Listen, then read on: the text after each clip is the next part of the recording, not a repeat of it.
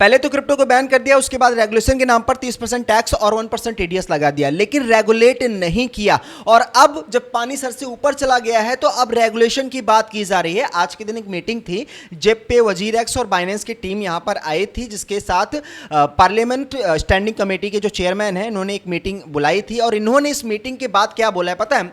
कि बहुत सारा पैसा क्रिप्टो के जरिए, जो क्रिप्टो में इन्वेस्ट हो रहा है, क्योंकि करोड़ों रुपए जा रहा है, वो सारा का सारा पैसा इंडियन इकोनॉमी से बाहर चला जा रहा है, जिसकी वजह से आईएनआर डीवैल्यू हो रहा है। और ये होगा क्यों नहीं?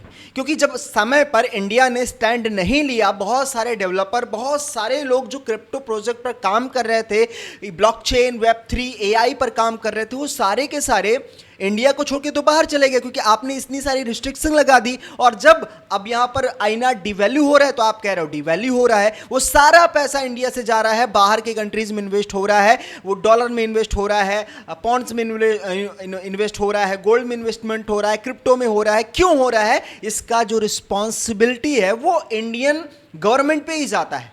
लेकिन अब हमें इंडियन की तरफ से बहुत बड़ी चीज़ें देखने को मिल सकती है क्रिप्टो रेगुलेशन को लेकर।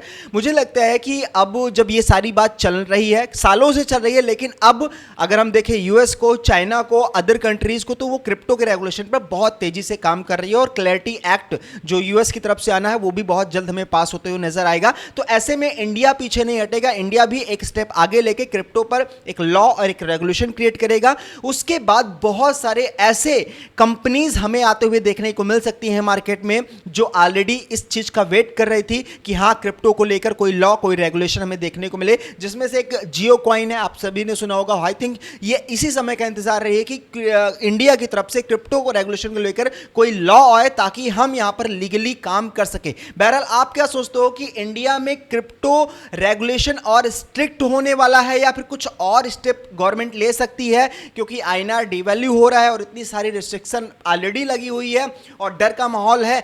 अब अमेरिका में आप पता है कि क्लैरिटी एक्ट आने वाला है, और जो पूरी वर्ल्ड के लिए, क्रिप्टो इंडस्ट्री के लिए खास बहुत ज्यादा इंपॉर्टेंट है।